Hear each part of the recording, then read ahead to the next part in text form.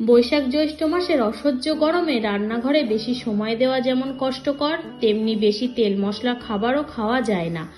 তখন দেখবেন ঘরোয়া সাদামাটা রেসিপি বেশ তৃপ্তি করে খাওয়া যায়। তাই আজ আমি খুব কম সময়ে এমনই একটা স্বাস্থ্যকর রেসিপি আপনাদের সাথে শেয়ার করব। নমস্কার বন্ধুরা, ভাই বোনের হেসেল ঘরে সবাইকে স্বাগত।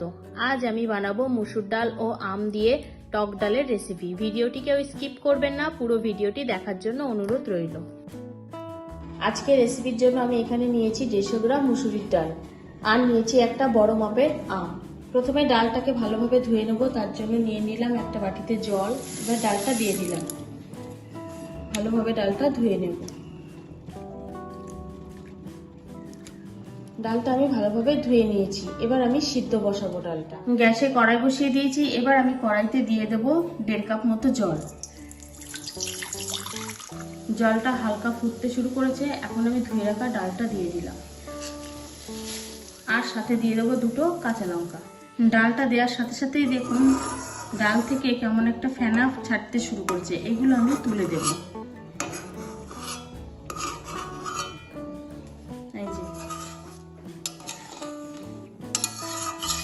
গ্যাসটাকে মিডিয়াম হিটে রেখে আমি 10 মিনিটের জন্য ঢাকা দিয়ে দিলাম। ডালটা সিদ্ধ হচ্ছে, ততক্ষণে আমি আমটা কেটে নেব।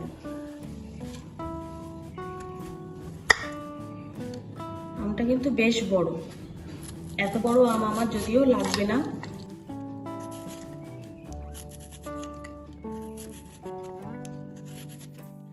মাছ মাংস যতই আমাদের গালে ভালো লাগুক না কেন, এই গরমের মধ্যে আম ডালটা কিন্তু সেই অমৃত সমানই মনে হয়। আর এই রেসিপিটা ভালোবাসে না এমন মানুষ খুঁজে পাওয়া যাবে না। এবার আমি এটা পিস পিস করে কেটে নেব।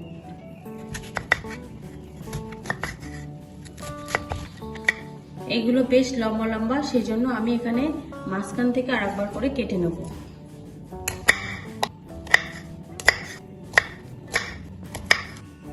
আমার মোট এতগুলো টুকরো হয়েছে, তার থেকে আমি এতগুলো নিয়েছি। আমার আজকে যতটুকু লাগবে। এবার দেখবো ডালটা কতটা সিদ্ধ হয়েছে। 10 মিনিট হয়ে গেছে। আমি এবার ঢাকাটা খুলে নিলাম। ডালটা কিন্তু সিদ্ধ হয়ে গেছে। ডালটাকে আমি একটু ঘেটে দেব।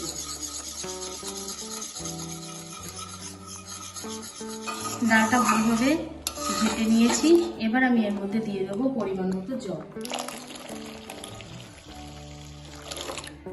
এখানে আমি মাঝারি মাপের 2 কাপ মতো জল দিয়েছি। এবার আমি এই ডালের মধ্যে দিয়ে দেবো 1 চামচ লবণ, 1/4 চামচ হলুদ গুঁড়ো।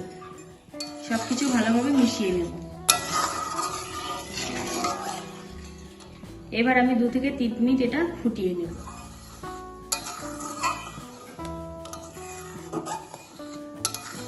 2 থেকে 3 মিনিট আমি এটা ফুটিয়ে নিয়েছি। এখন আমি এটা নামিয়ে নেব।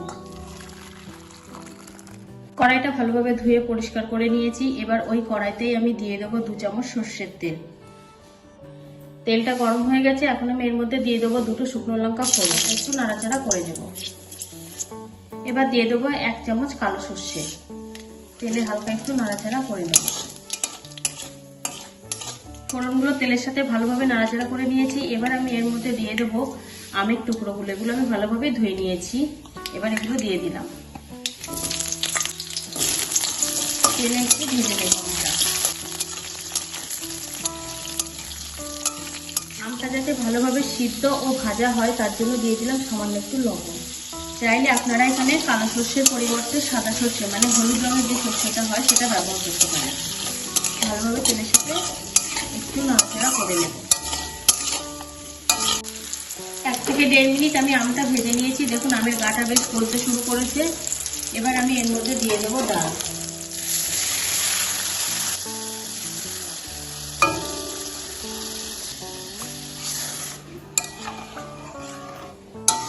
ডালে আমার লবণ হলুদ আগে থেকেই দেওয়া ছিল, সেজন্য এখন আমি আর লবণ দেব না। এবার আমি 5 থেকে 7 মিনিট ডালটা ফুটিয়ে নেব, আমটাকে সিদ্ধ করে নেব।